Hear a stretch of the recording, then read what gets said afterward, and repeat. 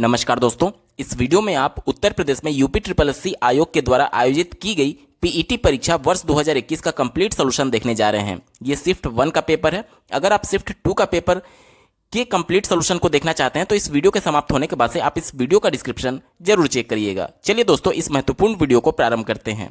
पहला प्रश्न पूछा गया था, भारत में शासन करने वाले दिए गए शासकों का काल क्रमानुसार सही क्रम क्या है। स्क्रीन पर आप सभी शासकों का शासनकाल देख पा रहे होंगे, कब से कब तक इन्होंने शासन किया था। शेरशाह सूरी की बात की जाए तो 1540 से 1545 के बीच इन्होंने शासन किया था। अकबर ने 1556 से 1605 ईस्वी के बीच में किया था। इसी प्रकार से अलाउद्दीन खिलजी 1296 से 1316 के बीच में और इल्तुतमिश 1211 से 1236 के बीच में शासन किया था। तो यहाँ पर आपको काल क्रमानुसार इसको व्यवस्थित करना है। तो देखिए, सबसे पहले आ जाएगा इल्तुतमिश, ठीक है। उसके बाद से देखिए आ जाएगा अलाउद्दीन खिलजी। उसके बाद से देखिए उसके बाद से आ जाएगा शेरशाह सूरी और चौथे नंबर पे आ जाएगा अकबर। अब यानी कि इसका क्रम क्या बना, 4 3 1 2। अब दिए गए ऑप्शन में देखिए 4 3 1 2, ये वाला ऑप्शन सही हो जाएगा। ऑप्शन बी इसका सही उत्तर है। अगला प्रश्न पूछा गया था, निम्न में से कौन से संत शिवाजी के समकालीन थे। शिवाजी का जो जन्म हुआ था वो 1630 ईस्वी में हुआ था और इनकी मृत्यु 1680 ईस्वी में हुई थी। इसी प्रकार से देखिए सभी ऑप्शंस का मैंने लिखा है। तुकाराम जी का जन्म 1608 से में हुआ था और इनकी मृत्यु 1650 में हो गई थी। इसी प्रकार से देखिए चैतन्य जी का भी मैंने लिखा है 1486 से 1534 और इसी प्रकार से नामदेव जी का 1270 से 1350।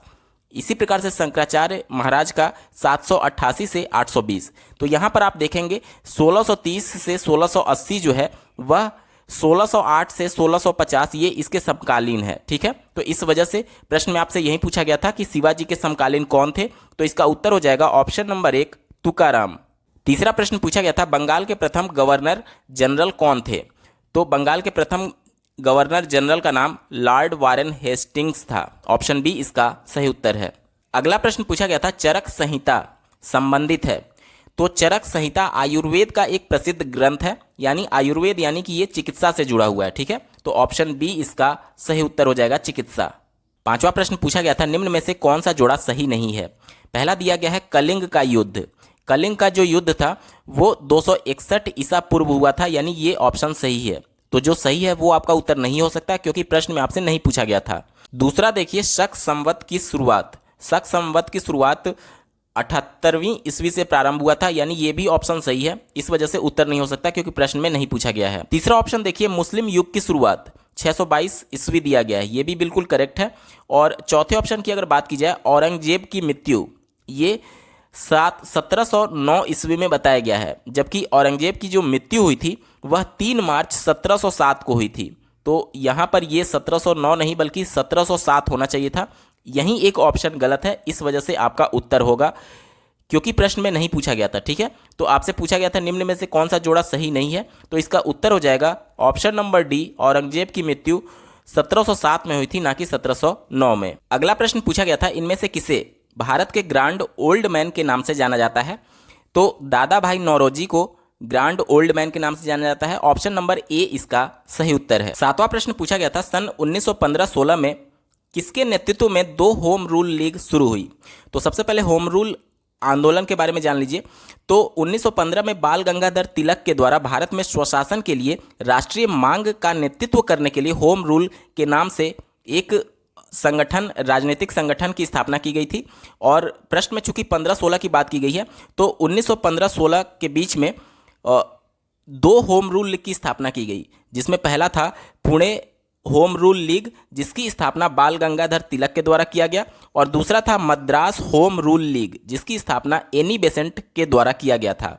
तो ऑप्शन में देखिए option A Annie Besant and Lokmanya Tilak इसका सही उत्तर है। अगला प्रश्न पूछा गया था, निम्न का मिलान करें। पहला है ब्रह्म समाज। तो ब्रह्म समाज की स्थापना राजा राम मोहन राय के द्वारा किया गया था, यानी ए का 3 हो जाएगा, ठीक है। दूसरा देखिए रामकृष्ण मिशन, तो इसकी स्थापना स्वामी विवेकानंद जी के द्वारा की गई थी, यानी कि बी का हो जाएगा 1, ठीक है। सी देखिए, सी दिया गया है आर्य समाज। तो आर्य समाज की स्थापना दयानंद सरस्वती के द्वारा किया गया था, तो सी का हो जाएगा 2। और अंत में देखिए सत्य शोधक समाज, तो इसकी स्थापना ज्योतिराव फूले के द्वारा किया गया था। तो डी का क्या हो जाएगा, डी का हो जाएगा 5, यानी कि 3125 आपका सही उत्तर होगा। ऑप्शन में देखिए, ऑप्शन नंबर सी 3125 इसका सही उत्तर है। अगला प्रश्न पूछा गया था, करो या मरो का नारा किसने दिया था? तो ये नारा महात्मा गांधी जी के द्वारा दिया गया था। 1942 ईस्वी में भारत छोड़ो आंदोलन के दौरान उन्होंने करो या मरो का नारा दिया था। ऑप्शन डी इसका सही उत्तर है। अगला प्रश्न पूछा गया था, जब सुभाष चंद्र बोस ने भारतीय राष्ट्रीय कांग्रेस के अध्यक्ष पद से इस्तीफा दिया तो इस पद का प्रस्ताव किसे दिया गया? तो ये डॉक्टर राजेंद्र प्रसाद को दिया गया था। ऑप्शन सी इसका सही उत्तर है। अगला प्रश्न पूछा गया था, सलाल पन बिजली परियोजना किस नदी पर स्थित है? तो ये चिनाब नदी पर स्थित है। ऑप्शन सी इसका सही उत्तर है। अगला प्रश्न पूछा गया था, वसंत विषुव होता है। तो जैसा कि आप लोग जानते होंगे कि विषुवत रेखा पर जो भूमध्य रेखा होती है 0 अंश अक्षांश डिग्री, इस पर सूर्य की किरणें 21 मार्च को बिल्कुल लंबवत पड़ती है, जिसकी वजह से 21 मार्च को विषुवत रेखा पर दिन और रात बिल्कुल समान अवधि का होता है और इसे ही वसंत विषुव कहते हैं। तो ये किस दिन होता है? 21 मार्च को होता है। ऑप्शन 1 इसका सही उत्तर है। 13वां प्रश्न पूछा गया था, राजस्थान में खेतड़ी परियोजना किसके उत्पादन के लिए प्रसिद्ध है? तो ये तांबा के उत्पादन के लिए प्रसिद्ध है। ऑप्शन सी इसका सही उत्तर है। अगला प्रश्न पूछा गया था, काजीरंगा राष्ट्रीय उद्यान स्थित है। तो ये आसाम में स्थित है। ऑप्शन बी इसका सही उत्तर हो जाएगा। 15वां प्रश्न पूछा गया था, निम्नलिखित में से कौन सी हिमालयी नदी तंत्र की नदियां हैं? तो गंगा और ब्रह्मपुत्र ये हिमालयी नदी तंत्र की नदियां हैं। ऑप्शन नंबर बी देखिए 2 और 3 इसका सही उत्तर हो जाएगा। 16वां प्रश्न पूछा गया था, बैंक दर का अर्थ क्या है? तो किसी भी देश का जो सेंट्रल बैंक होता है, जैसे कि भारत के संदर्भ में रिजर्व बैंक ऑफ इंडिया, वह जब कम अवधि के लिए अनुसूचित बैंक यानी कि जो आरबीआई के अंतर्गत कार्य करती हैं उनको कम अवधि के लिए ब्याज पर पैसे देता है, उधार देता है, तो वही ब्याज की दर बैंक दर कहलाती है। आप ऑप्शंस में देखिए, देश का केंद्रीय बैंक यानी कि आरबीआई द्वारा ली जाने वाली आधिकारिक ब्याज दर। ठीक है, तो इस प्रश्न का उत्तर क्या हो जाएगा? ऑप्शन नंबर डी इसका सही उत्तर है। 17वां प्रश्न पूछा गया था, यदि आरबीआई नगद कोषानुपात को घटा दे तो साख सर्जन पर इसका क्या असर होगा? थोड़ा सा इसका अंग्रेजी आप देख लीजिए क्योंकि आपको कंफ्यूजन हो सकता है। नगद कोषानुपात का मतलब ये होता है कि कैश रिजर्व रेशियो यानी CRR की बात की जा रही है। इसको क्या किया जा रहा है? इसको घटाया जा रहा है। तो इसका क्या असर होगा ये आपसे पूछा जा रहा है। सबसे पहले तो आप समझिए CRR होता क्या है। तो प्रत्येक बैंक, जैसे कि मान लीजिए कोई भी नेशनलाइज या फिर प्राइवेट बैंक है जो कि अनुसूचित है आरबीआई की लिस्ट में, तो उसका कुल जमा का कुछ प्रतिशत आरबीआई के पास कैश के रूप में रखना होता है। जैसे कि मान लीजिए एक बैंक है जिसके पास 100 रुपया कुल नकद जमा है। ठीक है, तो इसका मान लीजिए अगर CRR 4% है, एक यहाँ पर मैं मान रहा हूँ सिर्फ, तो इसका इस बैंक को यानी जिसके पास 100 रुपये था उसको 4 रुपये आरबीआई के पास नकद के रूप में जमा करना होगा। ठीक है, यानी कि अब टोटल उसके पास जमा 100 रुपये था, जिसमें से 4 रुपये उसने आरबीआई को दे दिया। अब उसके पास कितने रुपए बचे? 96 रुपये बचे उस बैंक के पास, यानी 96 रुपये वह अपना बिजनेस कर सकता है, यानी कि वह लोगों को लोन दे सकता है, उधार दे सकता है वो पर्टिकुलर बैंक। अब प्रश्न में ये कह रहा है कि जो CRR है इसको घटा दिया जाए, मतलब पहले जो 4 रुपये आरबीआई को जमा करना होता था, मान लीजिए इसको घटा करके 2 रुपये कर दिया जाए, 2% कर दिया जाए, तो अब आरबीआई को 2 रुपये ही देना होगा। यानी कि अब बैंक के पास कितना बचेगा? बैंक के पास बचेगा 98 रुपया, यानी कि अब वो ज़्यादा लोन दे सकता है लोगों को। ठीक है, यानी कि जो उसका साख सर्जन है, साख सर्जन का अंग्रेजी क्या होता है? Credit creation. तो वो उस बैंक का क्रेडिट क्रिएशन क्या हो जाएगा? बढ़ जाएगा, क्योंकि अब वो लोगों को ज़्यादा लोन दे सकता है। ठीक है, उम्मीद करता हूं आपको अच्छे से समझ में आया होगा। 17वें का ऑप्शन नंबर सी इसका सही उत्तर है। 18वां प्रश्न पूछा गया था, इनमें से किस प्रकार की अर्थव्यवस्था में संसाधनों पर निजी अधिकार होते हैं और आर्थिक गतिविधियों का मुख्य उद्देश्य लाभ अर्जित करना होता है? तो ये सभी पूंजीवादी अर्थव्यवस्था के गुण हैं। तो ऑप्शन ए इसका सही उत्तर है। अगला प्रश्न पूछा गया था, 100 रुपये का नोट किसके द्वारा हस्ताक्षरित होता है? तो जितने भी नोट होते हैं उनमें से सिर्फ 1 रुपये का जो नोट होता है वो वित्त सचिव यानी कि फाइनेंस सेक्रेटरी के द्वारा इस पर सिग्नेचर किया जाता है। और 1 रुपये के नोट को छोड़ करके बाकी सभी नोट, 1 रुपये को छोड़ करके बाकी सभी नोट जो होते हैं उस पर आरबीआई का जो गवर्नर होता है उसका सिग्नेचर होता है। प्रश्न में आपसे क्या पूछा गया था? 100 रुपये का नोट, ठीक है। तो 100 रुपए के नोट पर आरबीआई के गवर्नर का सिग्नेचर होगा। ऑप्शन में देखिए ऑप्शन ए इसका सही उत्तर है, आरबीआई गवर्नर। अगला प्रश्न पूछा गया था फेमा FEMA का पूर्ण रूप है। तो फेमा का फुल फॉर्म होता है फॉरेन एक्सचेंज मैनेजमेंट एक्ट, यानी कि अगर आप विदेशों से धन का लेन देन करते हैं तो आप इसके अंतर्गत आएंगे। पहले क्या होता था कि फेमा की जगह फेरा एक्ट होता था, जिसमें कठिन प्रावधान होते थे विदेशी मुद्रा के लेन देन में, और 1973 में फेरा एक्ट को लाया गया था, लेकिन देश के विकास में ये बाधक बन रहा था। इस वजह से इस कानून को बदल करके दिसंबर 1999 में फेरा को हटा करके फेमा एक्ट लाया गया, जिसका फुल फॉर्म होता है foreign exchange management act. Option B इसका सही उत्तर है। अगला प्रश्न पूछा गया था भारत के संविधान में जन स्वास्थ्य एवं स्वच्छता किसमें शामिल है।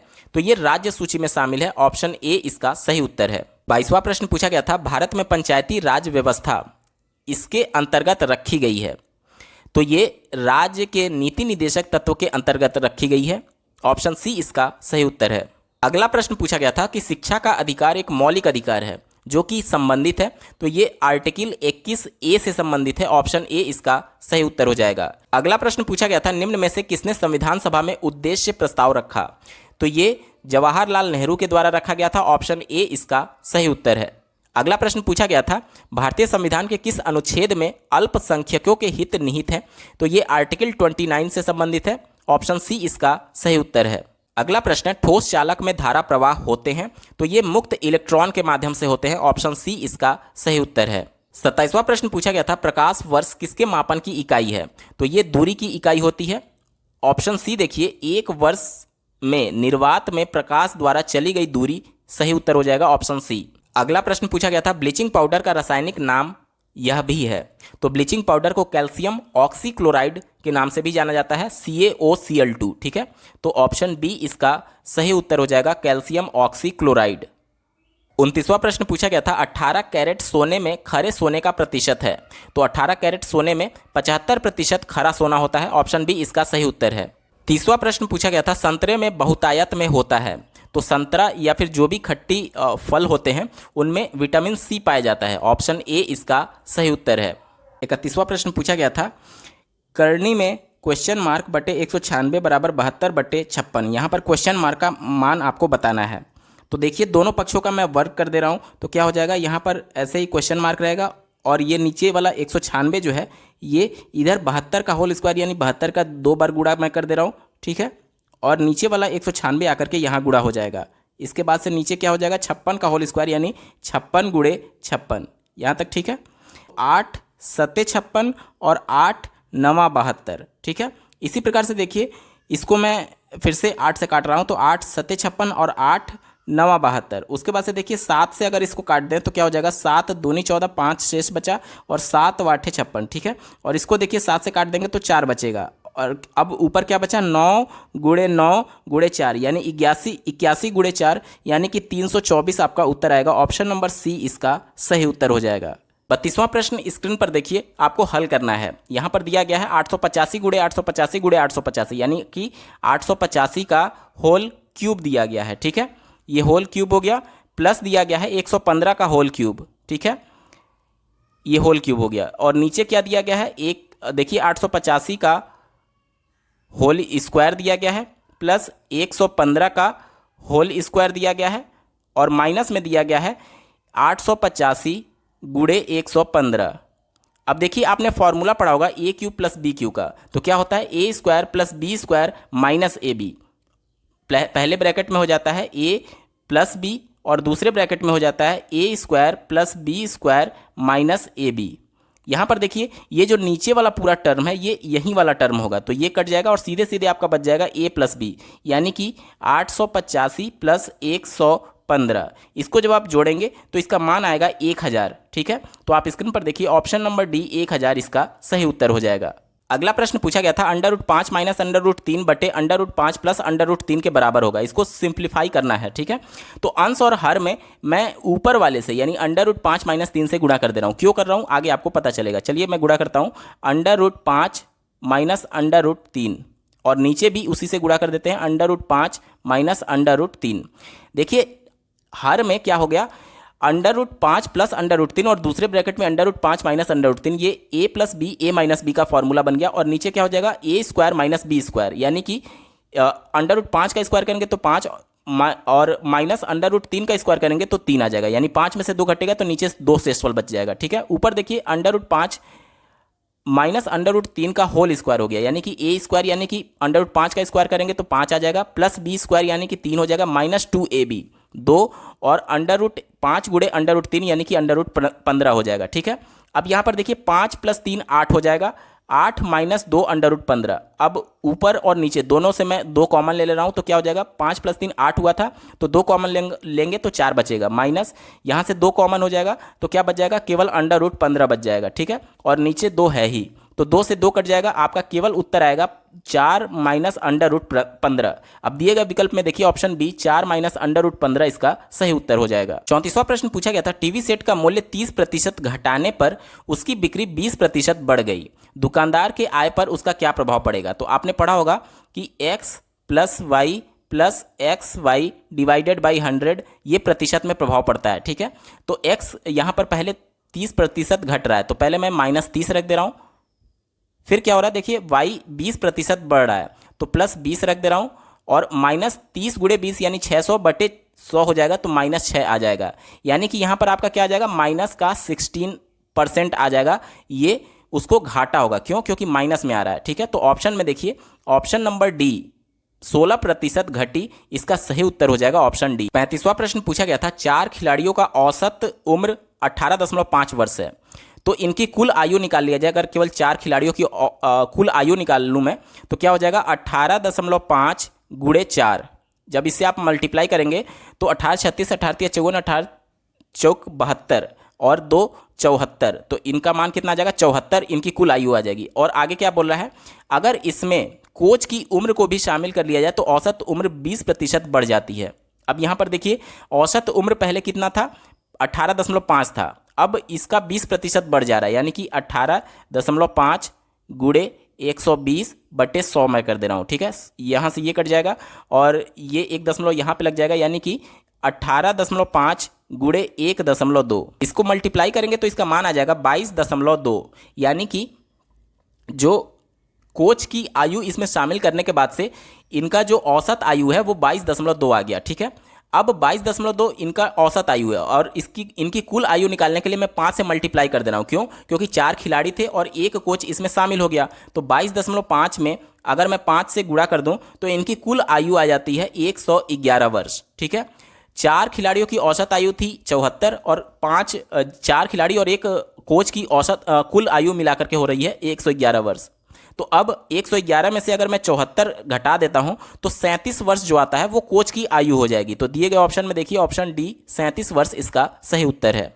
36वां प्रश्न पूछा गया था, एकल का विलोम है तो एकल का विलोम बहुल हो जाएगा। ठीक है, ऑप्शन ए इसका सही उत्तर है। बात करेंगे प्रश्न संख्या 37 की। 37वां दिया गया है कि दर्प का पर्यायवाची कौन सा है, तो दर्प का पर्यायवाची अहंकार होता है, ऑप्शन बी इसका सही उत्तर है। बात करेंगे प्रश्न संख्या 38 की। दिया गया है कि मन को हरने वाला वाक्य के लिए नीचे दिए गए विकल्प में से एक शब्द चुनिए, तो इसका उत्तर हो जाएगा मनोहर। जो मन को हरता है उसको मनोहर कहते हैं, ऑप्शन बी इसका सही उत्तर हो जाएगा। बात करेंगे प्रश्न संख्या 39 की। गागर में सागर भरना, गागर में सागर भरना मुहावरे का अर्थ क्या है, तो इसका अर्थ होता है कि थोड़े में बहुत कुछ कहना, मतलब कि थोड़े ही शब्दों में बहुत कुछ कहना, इसका अर्थ होगा, ऑप्शन बी इसका सही उत्तर हो जाएगा। बात करेंगे प्रश्न संख्या 40 की। शुद्ध वर्तनी का चयन कीजिए, तो यहाँ पर देखिए महत्वाकांक्षा शब्द आपको दिया गया है और इसका शुद्ध वर्तनी आपको बताना है। तो यहाँ पर देखिए ये दिया गया है महत्वाकांक्षा, ठीक है, तो ये गलत होता है। दूसरा ऑप्शन देखिए महत्वाकांक्षा दिया गया, ये भी गलत होता है। चौथा ऑप्शन देखिए महत्वाकांक्षा दिया गया है, ये भी गलत होता है। ऑप्शन नंबर सी देखिए महत्वाकांक्षा, ये यहाँ पर सही उत्तर होगा, ऑप्शन नंबर सी। प्रश्न संख्या 41 से 43 दिए गए पैराग्राफ पर पूछा गया था। इस पैराग्राफ को पढ़ करके आगे के 3 प्रश्नों का उत्तर आपको देना है।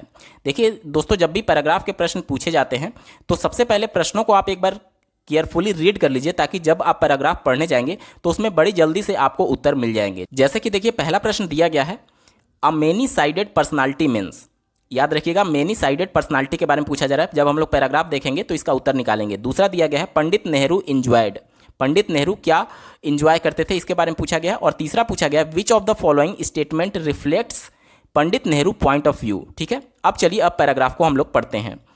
यहाँ पर देखिए, जल्दी से इस पैराग्राफ को पढ़ने की कोशिश करेंगे। Nehru's was a many sided personality, ठीक है, इसी की बात की गई थी, मेनी साइडेड पर्सनालिटी। इसका मतलब क्या होता है आपसे पूछा गया था।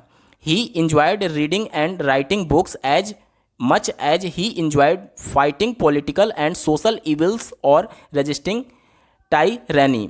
तो यहाँ तक हमको क्लियर हो गया कि पंडित नेहरू जो थे वो मेनी साइडेड पर्सनालिटी थे, और वो क्या करते थे, वो किताबें पढ़ना पसंद करते थे, बुक लिखना पसंद करते थे, और इसके अलावा fighting political and social evils, मतलब कि समाज की बुराइयों से, और वो पॉलिटिकल लड़ाइयाँ लड़ते थे। इसके अलावा जो अत्याचार होते थे इसके खिलाफ वो लड़ते थे।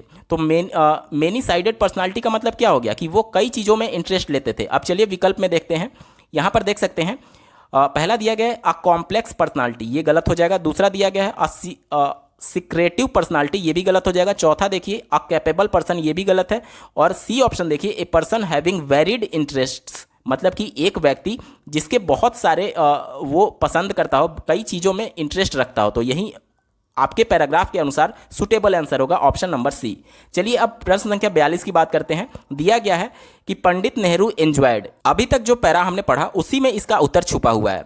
आप देखिए, पंडित नेहरू को किताबें पढ़ना और बुक लिखना पसंद था, यानी ये ऑप्शन सही है। दूसरा देखिए fighting political and social evils, ये भी पैराग्राफ में दिया गया था, यानी ये भी सही है। तीसरा देखिए रजिस्टिंग टाइरैनी, टाइरैनी का मतलब होता है अत्याचार, ठीक है, तो ये भी दिया गया था, यानी ये तीनों सही हो गया। इस वजह से देखिए doing all these and much more, ये ऑप्शन इसका सही हो जाएगा। ऑप्शन नंबर डी सही उत्तर हो जाएगा। 43वां प्रश्न पूछा गया था which of the following statement reflects Pandit Nehru point of view, मतलब कि पंडित नेहरू के इनमें से विचार क्या थे।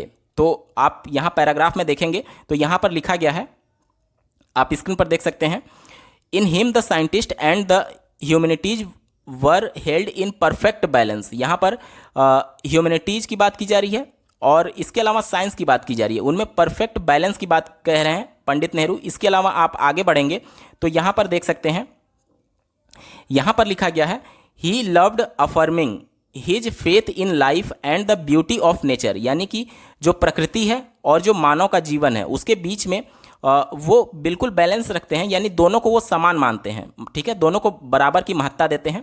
अब चलिए हम लोग यहाँ पर विकल्प में देखते हैं। विकल्प में देखिए, यहाँ पूछा गया था कि which of the following statement reflects Pandit Nehru point of view, मतलब पंडित नेहरू के पॉइंट ऑफ व्यू को कौन सा स्टेटमेंट यहाँ पर व्याख्या करता है। तो पहला दिया गया है humanism is more important than science, ये उन्होंने नहीं कहा है। दूसरा देखिए science is supreme and humanism is subordinate to it, ये भी उन्होंने नहीं कहा है। तीसरा देखिए science and humanism are equally important, ये बात उन्होंने कही थी। ऑप्शन सी इसका सही उत्तर हो जाएगा। डी वाला ऑप्शन देख लेते हैं, there is no common ground between science and humanism, ये उन्होंने नहीं कहा था, तो ऑप्शन सी इसका सही उत्तर हो जाएगा। 44वां प्रश्न पूछा गया था give synonym of the following, यहाँ पर फेमस शब्द दिया गया है, इसका पर्यायवाची बताना है।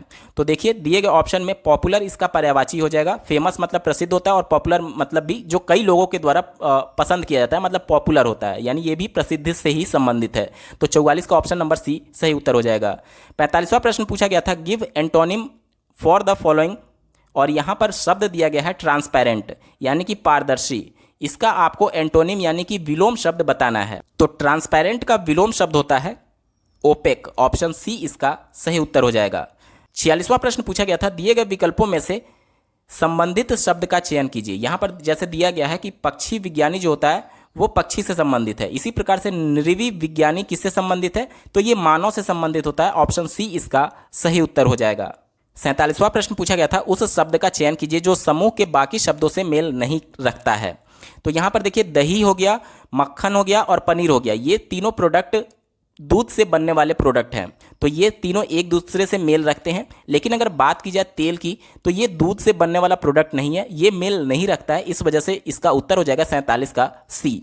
अगला प्रश्न पूछा गया था किसी निश्चित कूट में प्रोडक्शन को ये लिखा जाता है। तो उसी कूट में ओरिएंटेशन को किस प्रकार से लिखा जाएगा आपसे पूछा जा रहा है। तो सबसे पहले इसके पैटर्न को समझिए। देखिए P में +1 किया गया है, P के बाद 1 जोड़ेंगे तो क्या आ जाएगा, P के बाद Q आता है, यानी कि इसमें +1 है। उसके बाद से देखिए Q दिया गया है, R का Q लिखा गया है, यानी कि -1 किया गया है। इसी प्रकार से देखिए MNOP, इसमें फिर +1 किया गया है। फिर देखिए D को C लिखा गया है, यानी कि -1 किया गया है। इसके बाद से देखिए U के बाद V लिखा गया है, यानी +1 है।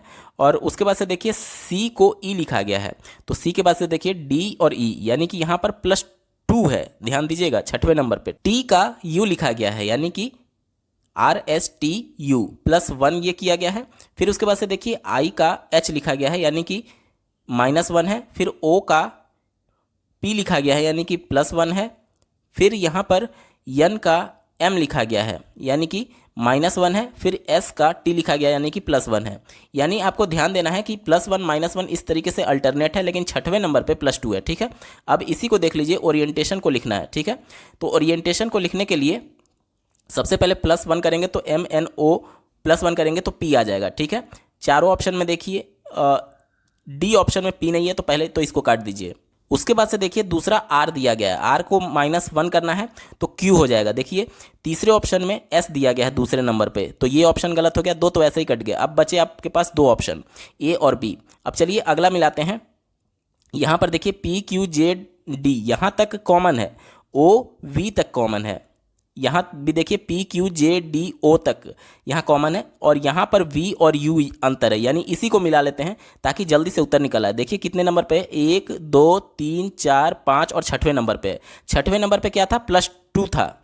अब देखिए गिनिए इसको, 1 2 3 4 5 6, तो T का +2 करना है तो RSTU और V आएगा, ठीक है। तो आपको V वाला चुनना है। अब दिए गए ऑप्शन में देखिए 6वें नंबर पे V कहाँ है, ये दोनों तो पहले ही गलत हो गए थे, इन्हीं में हमको देखना था।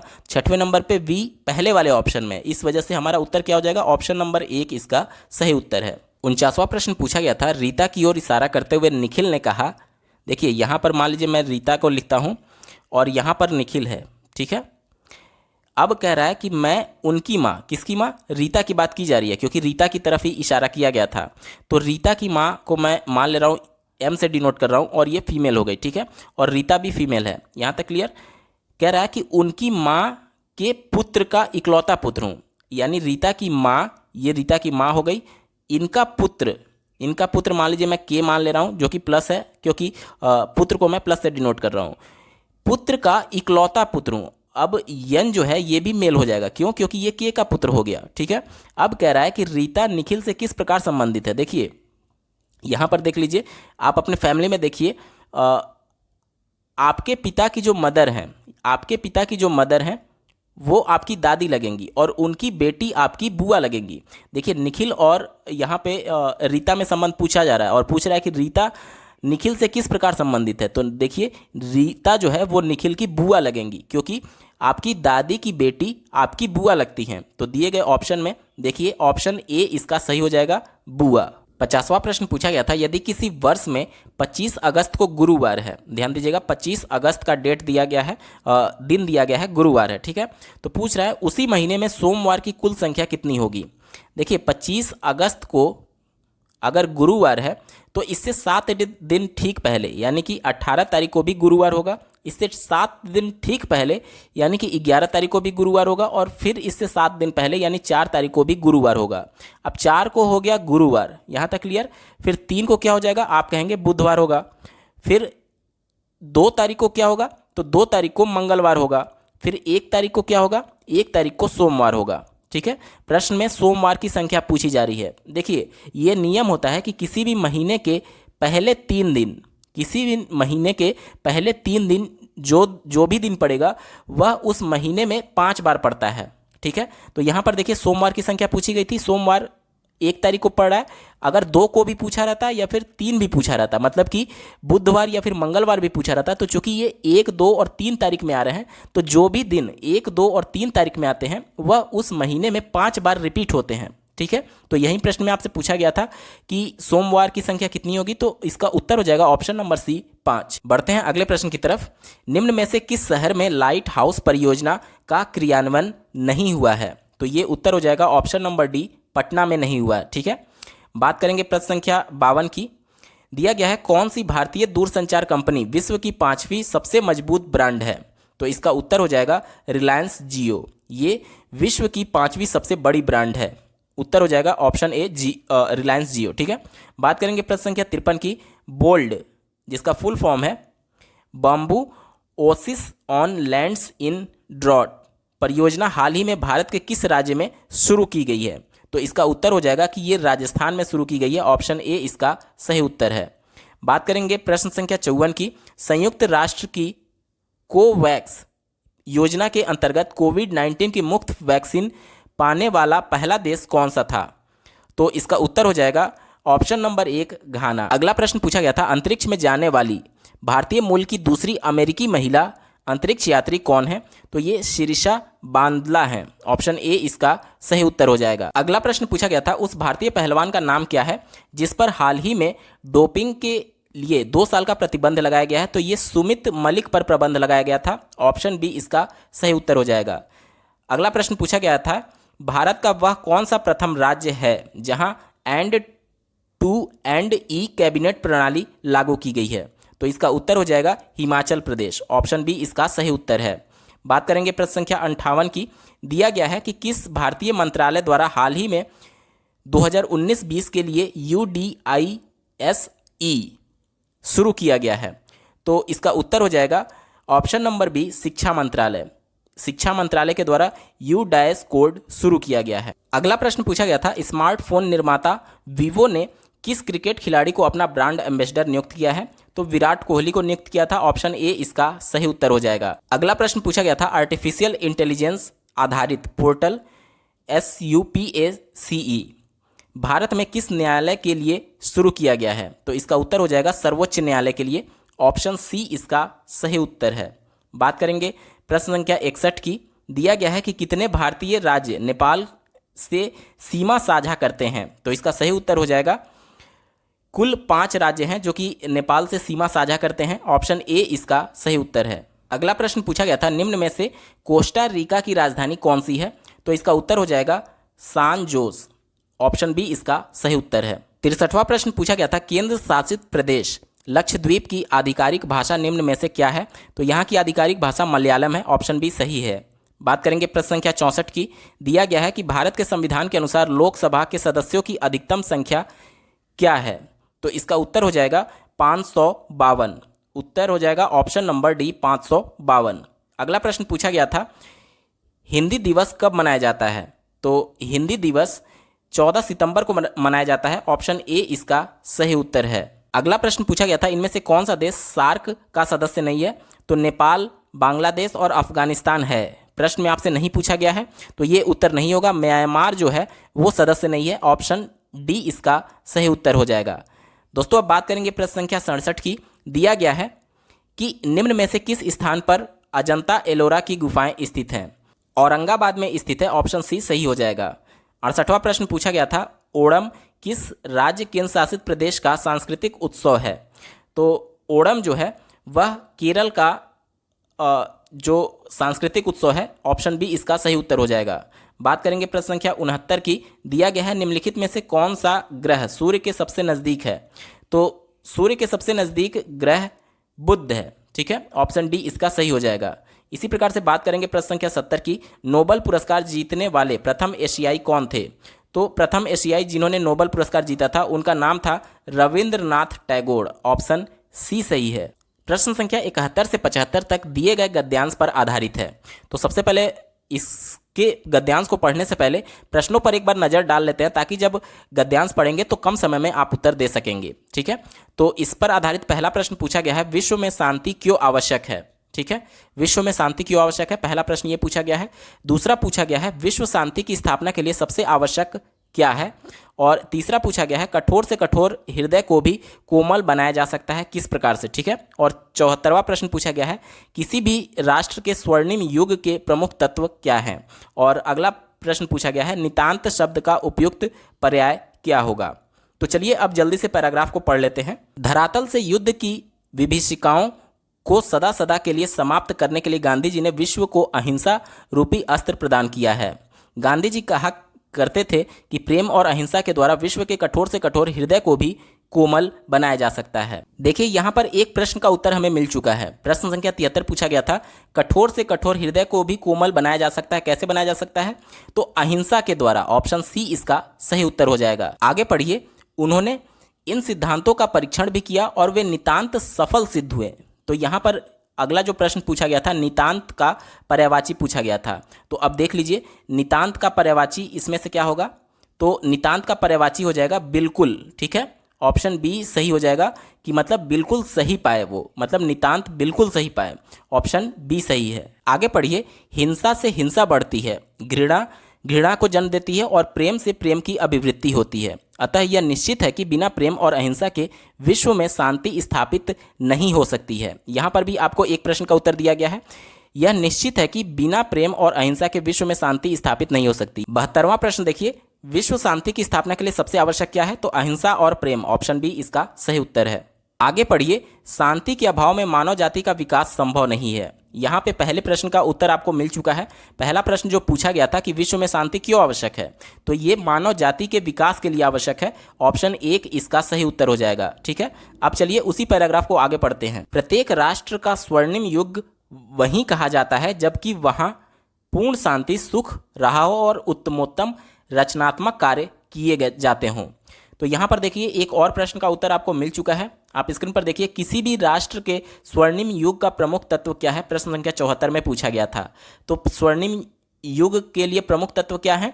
वहां पर शांति होनी चाहिए, सुख होनी चाहिए और रचनात्मक कार्य होने चाहिए, ऑप्शन डी इसका सही उत्तर है। दोस्तों, प्रश्न संख्या 76 से 80 भी गद्यांश पर आधारित पूछा गया था। तो इस गद्यांश को पढ़ने से पहले सबसे पहले हम लोग प्रश्नों को एक बार नजर डाल लेते हैं। देखिए 76वां प्रश्न पूछा गया था, विज्ञान मानव की सबसे बड़ी शक्ति इसलिए कही जाती है क्योंकि इसके बल से मनुष्य। फिर उसके बाद से अगला प्रश्न पूछा गया था, वैज्ञानिक चिंतन पद्धति ने मनुष्य का सबसे बड़ा उपकार यह किया है कि उसे मुक्ति मिली है। अगला प्रश्न पढ़िए, विश्व के परिवारवत लगने का प्रमुख कारण है। अगला प्रश्न पूछा गया था, हस्तामलक शब्द से अभिप्रेत है। फिर इसके बाद से अंतिम प्रश्न में पूछा गया था, वैज्ञानिक चिंतन प्रबंध से क्या आशय है। अब चलिए पैराग्राफ को जल्दी से पढ़ लेते हैं। पैराग्राफ शुरू होता है इस पंक्ति से कि विज्ञान आज के मानव जाति का अविभाज्य एवं घनिष्ठ अंग बन गया है। मानव जीवन का कोई भी क्षेत्र विज्ञान के अश्रुत पूर्व आविष्कारों से अछूता नहीं रहा है। इसी से आधुनिक युग विज्ञान का युग कहलाता है। आगे देखिए, आज विज्ञान ने पुरुष और नारी, साहित्यकार और राजनीतिज्ञ, उद्योगपति और कृषक, पूंजीपति और श्रमिक, चिकित्सक और सैनिक, अभियंता और शिक्षक तथा धर्मज्ञ और तत्वज्ञ सभी को और सभी क्षेत्रों में किसी न किसी रूप में अपने अप्रतिम प्रदेय से अनुग्रहित किया है। आगे पढ़िए, आज समूचा परिवेश विज्ञानमय हो गया है। विज्ञान के चरण गृहिणी के रसोई घर से लेकर के बड़ी बड़ी प्राचीरों वाली भवनों और अट्टालिकाओं में ही दृष्टिगत नहीं होते हैं, प्रत्युत वे स्थल और जल की सीमाओं को लांघ करके अंतरिक्ष में भी गतिशील हैं। वस्तुतः विज्ञान अद्यतन मानव की सबसे बड़ी शक्ति बन गया है। आगे पढ़िए, इसके बल से मनुष्य, प्रकृति और प्राणी जगत का सिरमौर बन सका है। ठीक है, तो ये पहले प्रश्न का उत्तर था। पहला प्रश्न पूछा गया था कि विज्ञान मानव की सबसे बड़ी शक्ति इसलिए कही गई है क्योंकि इसके बल से मनुष्य, दूसरा ऑप्शन देखिए, प्रकृति और प्राणी जगत का सिरमौर है, ऑप्शन बी इसका सही उत्तर हो जाएगा। चलते हैं फिर पैराग्राफ में आगे। विज्ञान के अनुग्रह से वह सभी प्रकार की सुविधाओं और संपदाओं का स्वामित्व प्राप्त कर चुका है।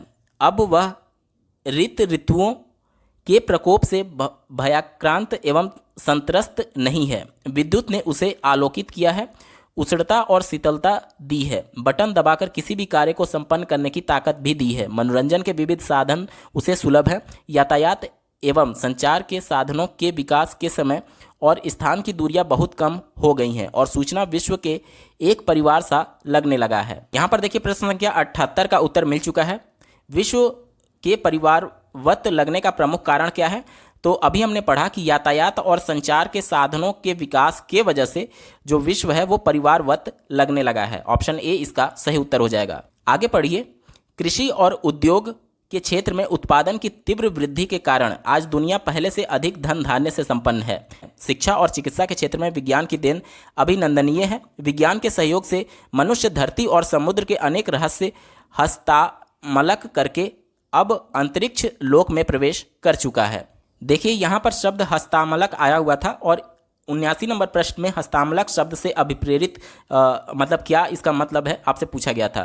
तो यहाँ पर देखिए इसका मतलब क्या निकल रहा है, विज्ञान के सहयोग से मनुष्य धरती और समुद्र के अनेक रहस्य हस्तामलक करके यानी कि जान करके, ठीक है, उसका बोध हो करके। तो ऑप्शन डी देखिए स्पष्ट और अनायास बोधगम्य, ऑप्शन डी इसका सही हो जाएगा। आगे पढ़िए, सर्वोपरि विज्ञान ने मनुष्य को बौद्धिक विकास प्रदान किया है और वैज्ञानिक चिंतन पद्धति दी है। वैज्ञानिक चिंतन पद्धति से मनुष्य अंधविश्वासों और रूढ़ि परंपराओं से मुक्त होकर स्वस्थ एवं संतुलित ढंग से सोच विचार कर सकता है। यहाँ पर देख सकते हैं 80 नंबर प्रश्न में पूछा गया था वैज्ञानिक चिंतन प्रबंध से आशय क्या है। तो ऑप्शन देख लीजिए, परंपरागत चिंतन, दूसरा दिया गया है भावात्मक चिंतन, तीसरा दिया गया है वैज्ञानिकों द्वारा किया गया चिंतन और चौथा दिया गया स्वास्थ्य एवं संतुलित चिंतन, स्वस्थ एवं संतुलित चिंतन। तो यहाँ पर आप देख सकते हैं कि वैज्ञानिक चिंतन पद्धति से मनुष्य अंधविश्वासों और रूढ़ि परंपराओं से मुक्त होकर स्वस्थ एवं संतुलित ढंग से सोच विचार कर सकता है। तो यहाँ पर ऑप्शन नंबर डी इसका सही हो जाएगा, स्वस्थ एवं संतुलित चिंतन। इसी से जुड़ा हुआ 77वां प्रश्न भी पूछा गया था। देखिए, वैज्ञानिक चिंतन पद्धति ने मनुष्य का सबसे बड़ा उपकार यह किया है कि उसे मुक्ति मिली है। किससे मुक्ति मिली है? तो अभी हमने पढ़ा रूढ़िवादी सोच विचार से, ठीक है। तो इसका उत्तर हो जाएगा ऑप्शन नंबर सी, भ्रमपूर्ण रूढ़िवादी विचारधारा से। दोस्तों, इस पैराग्राफ पर आधारित सभी प्रश्नों का उत्तर आपने देख लिया। इसी प्रकार से सही तरीका यही होता है कि सबसे पहले आप प्रश्नों को पढ़िए, उसके बाद से पैराग्राफ को पढ़ करके उत्तर को ढूंढिए ताकि आप कम समय में ही इसका उत्तर निकाल सकते हैं। चलिए दोस्तों, बढ़ते हैं अगले प्रश्न की तरफ। दोस्तों, प्रश्न संख्या 81 से 85 तक ग्राफ पर आधारित प्रश्न पूछे गए हैं। पहले इसमें इंस्ट्रक्शंस देख लेते हैं। देखिए क्या कहा जा रहा है। ग्राफ में एक परीक्षा में 7 छात्रों के इतिहास और भूगोल के अंकों का अनुपात दिया गया। मतलब कि पहले इतिहास यानी कि हिस्ट्री और भूगोल यानी कि जियोग्राफी जितने अंक पाए होंगे उनका यहाँ पर अनुपात दिया गया है, रेशियो दिया गया है, ठीक है। जैसे कि मान लीजिए यहाँ पर 1.55 रेशियो दिया गया है, तो हो सकता है यहाँ पर मैं सिर्फ आपको बताने के लिए बता रहा हूँ कि 155 अंक उसने इतिहास में पाया हो और 100 अंक यहाँ पर उसने जियोग्राफी में पाया हो, तब यहाँ पर अनुपात देखेंगे तो 1.55 आएगा, ठीक है। इसी प्रकार से ये अनुपात है, अंक कुछ भी हो सकता है, आप चीज़ को समझिए, ठीक है। तो चलिए अब प्रश्नों को सॉल्व करते हैं। यहाँ पर ये 7 अभ्यर्थियों का आप अनुपात देख सकते हैं। प्रश्न 81वां प्रश्न ये पूछा जा रहा है। देखिए, कितने छात्रों ने भूगोल की अपेक्षा इतिहास में ज़्यादा अंक अर्जित किए हैं? क्या कह रहा है? भूगोल की अपेक्षा इतिहास में ज़्यादा अंक हासिल किए हैं। ये अनुपात किस चीज़ का दिया था? पहले हिस्ट्री दिया था, फिर जियोग्राफी दिया था, यानी इतिहास ऊपर है।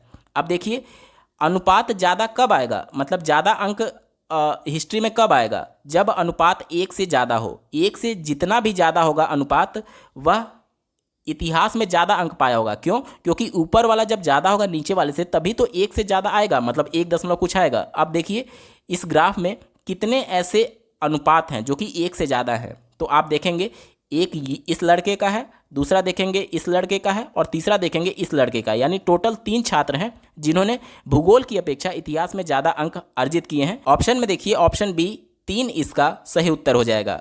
चलते हैं अगले प्रश्न की तरफ। 82वां प्रश्न दिया गया है, निम्न में से किन छात्रों को भूगोल की अपेक्षा इतिहास में कम अंक मिले हैं? अनुपात में इतिहास ऊपर था, तो इतिहास में अगर अंक कम होगा तो अनुपात 1 से कम आएगा, ठीक है।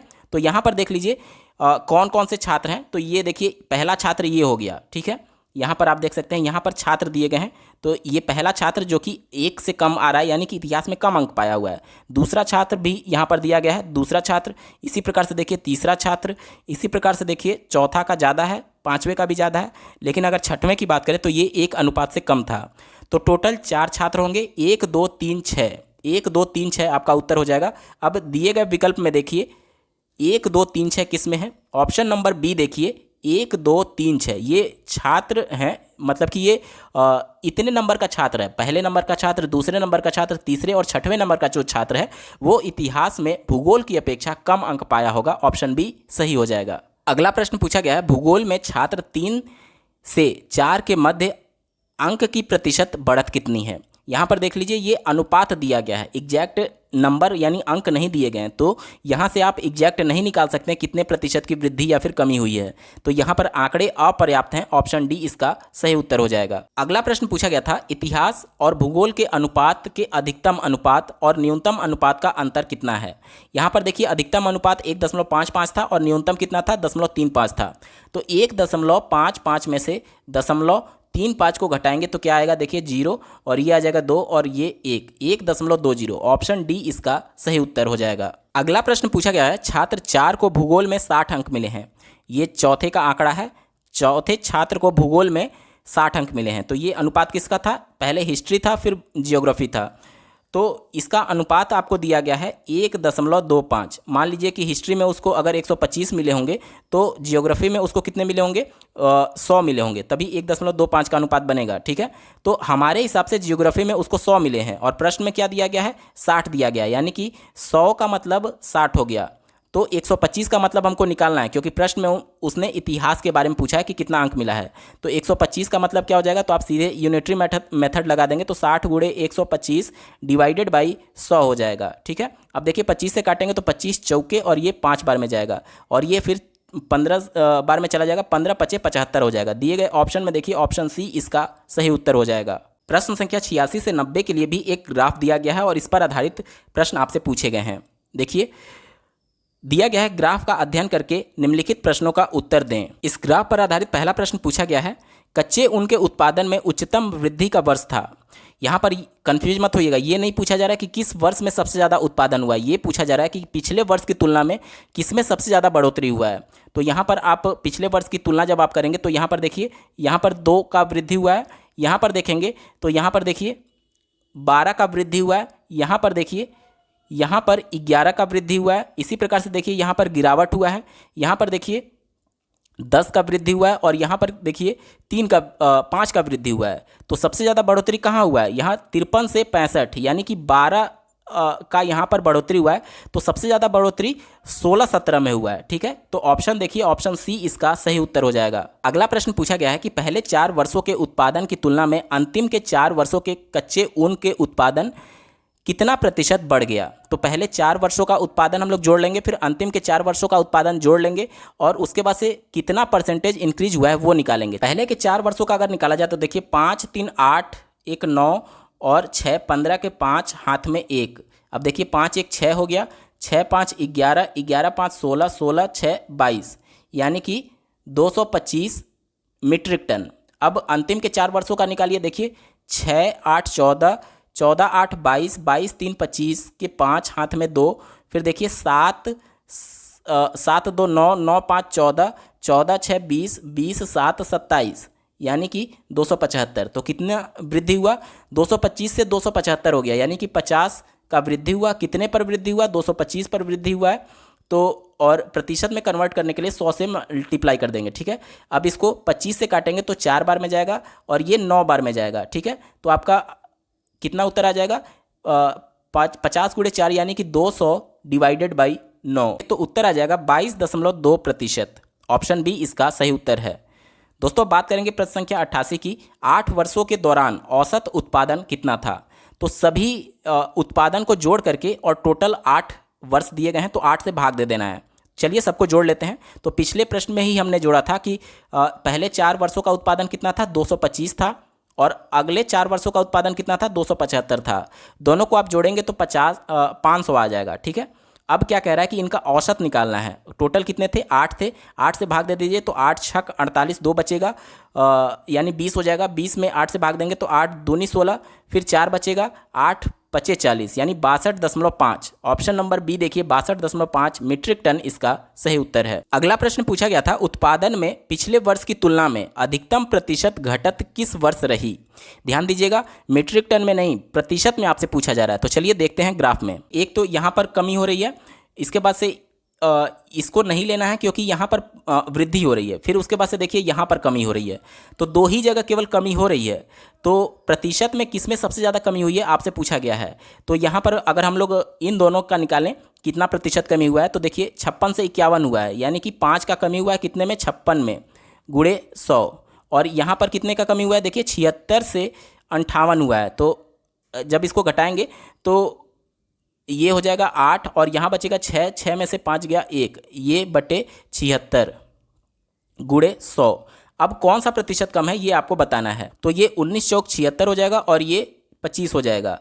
अब देखिए ये जब इससे हम लोग भाग देंगे तो ये 1 से कम आएगा, यानी कि 25% से कम आएगा ये, ठीक है। जितना भी आएगा ये 25% से कम आएगा, ठीक है। और इसको देखिए ये कितना हो जाएगा 500 बटे 56, 500 बटे 56। अगर इसको हम लोग 60 मान लें तो 6 8 48, लगभग ये आएगा 8%। तो यहाँ पर लगभग 23-24% की गिरावट हुई है और यहाँ पर लगभग 8 से 9% की गिरावट हुई है। तो सबसे ज़्यादा गिरावट किस वर्ष में हुई है? तो आप कहेंगे 2018-19 में हुई है। ऑप्शन में देखिए ऑप्शन ए 2018-19 इसका सही उत्तर हो जाएगा। दोस्तों इस पैराग्राफ पर बेस्ड अंतिम प्रश्न पूछा गया था 2014-15 में कच्चे ऊन का उत्पादन 2019-20 के उत्पादन का था। तो यहाँ पर आपसे अनुपात पूछा जा रहा है, ठीक है, 2014-15 और 2019-20 के बीच में। ये 2014-15 का है और ये 2019-20 का है, ठीक है। तो इनका अनुपात निकालने के लिए 51:68 आपको कर देना है, ठीक है। तो इसको हम लोग 17 से काट दें तो 17 34 17 तियाँ 51 और 17 चौका 68 होता है, 3:4 आएगा उत्तर। दिए गए विकल्प में देखिए ऑप्शन डी 3/4 इसका सही उत्तर है। प्रश्न संख्या 91 से 95 तक दी गई तालिका के आधार पर प्रश्न पूछे गए थे, ठीक है। यहाँ पर आपको एक टेबल दिया गया है जिस पर बेस्ड प्रश्न पूछे गए हैं। पहला प्रश्न पूछा गया है किस वर्ष में सेल्समैन सी के द्वारा अर्जित कमीशन पिछले वर्ष की तुलना में अधिकतम वृद्धि दर्शाता है। सेल्समैन सी की बात की गई है, तो यहाँ से यहाँ की अगर कंपेरिजन किया जाए तो सीधा सीधा देखेंगे आप कि 1600 का वृद्धि हुआ है, ठीक है। तो यहाँ पे 1600 हो गया और इसमें इसका देखा जाए तो 400 का वृद्धि हुआ है, इसमें इसका देखा जाए तो 900 का वृद्धि हुआ है और इसमें इसका देखा जाए तो ये 300 का वृद्धि हुआ है और इसमें इसका देखा जाए तो ये 600 का वृद्धि हुआ है। तो क्या पूछा जा रहा था? किस वर्ष में सेल्समैन सी द्वारा अर्जित कमीशन पिछले वर्ष की तुलना में अधिकतम वृद्धि दर्शाता है। तो यहाँ पर देख सकते हैं जो वर्ष है वो 2016 है। क्यों? क्योंकि 2015 में जो कमीशन पाया था उससे 1600 ज़्यादा पाया 2016 में, ठीक है। तो उत्तर हो जाएगा ऑप्शन नंबर ए 2016। अगला प्रश्न पूछा गया था वर्ष 2018 में बी का कमीशन, 2018 की बात की गई है और बी के बारे में पूछा जा रहा है, ठीक है। बी का कमीशन पांचों सेल्समैन के उसी वर्ष के कुल कमीशन का लगभग कितना प्रतिशत था? बी की बात की गई है और 2018 की बात की गई है।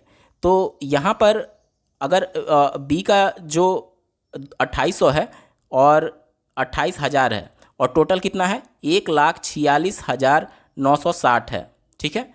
तो आपसे प्रतिशत पूछा गया था, इसका मान आ जाएगा 19.05%। ऑप्शन ए इसका सही उत्तर है। अगला प्रश्न पूछा गया है कि किस सेल्समैन का 2018 में कमीशन 2015 की तुलना में उच्चतम वृद्धि दर्शाता है? तो 2015 से तुलना करना है 2018 में, ठीक है।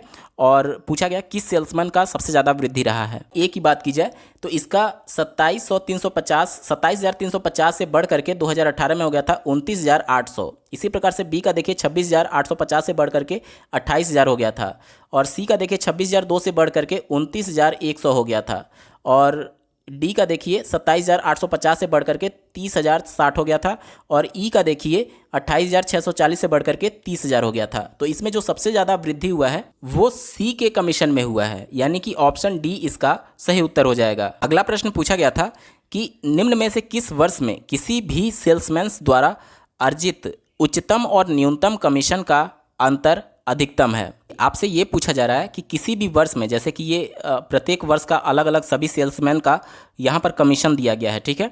तो ये पूछा जा रहा है कि किस वर्ष में किसी सेल्समैन का जो कमीशन है उनके बीच डिफरेंस सबसे ज़्यादा है। तो यहाँ पर आप एक नज़र डालेंगे तो यहाँ पर देखिए 27 से 28 के बीच में परिवर्तन हुआ है, यहाँ पर देखिए 28 से 29 के बीच में हुआ है, यहाँ 25 से 28 हुआ है, यहाँ पर देखिए 25 से 30 हुआ है और इसी प्रकार से यहाँ पर आप देखेंगे ये 29 से 30 हुआ है, ठीक है।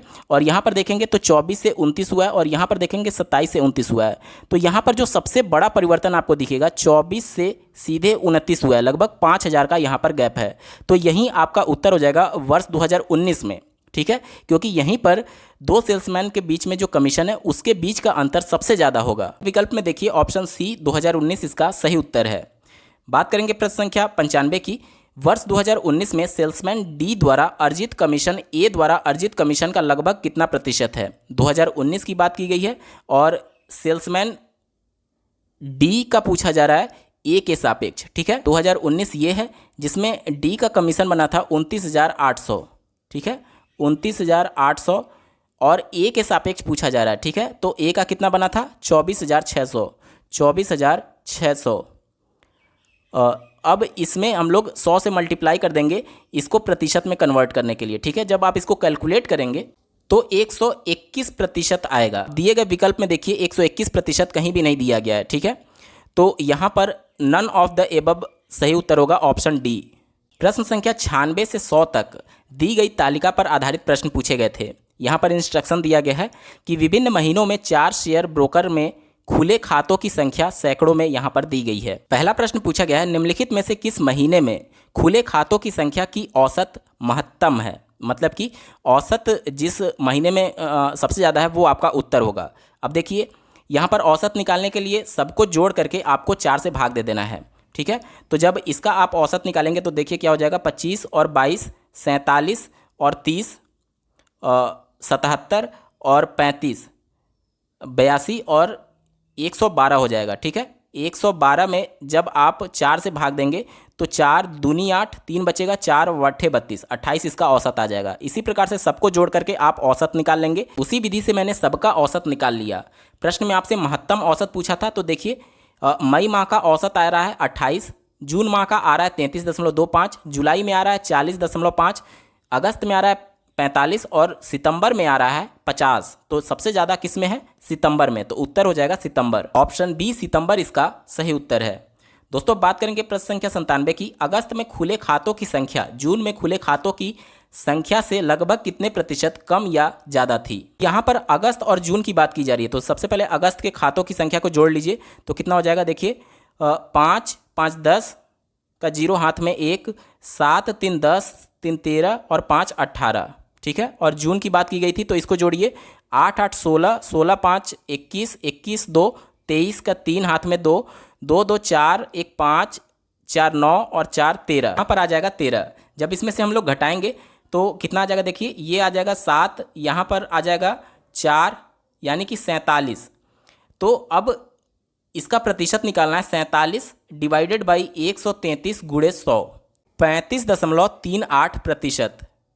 दिए गए ऑप्शन में देखिए ऑप्शन बी 35.3 इसका सही उत्तर है। अगला प्रश्न पूछा गया है कि मई से सितंबर तक एंजल में खुले खातों की संख्या से जोरोधा में खुले खातों की संख्या का अनुपात क्या है? तो मई से सितंबर तक एंजल और यहाँ पे जेरोधा के बारे में पूछा गया है अनुपात। ठीक है, तो सबको जोड़ लीजिए 5 8 13, 13 5 18, 18 5 23, 23 5 28 के 8 हाथ में 2, 4 2 6, 3 9, 6 15, 5 20।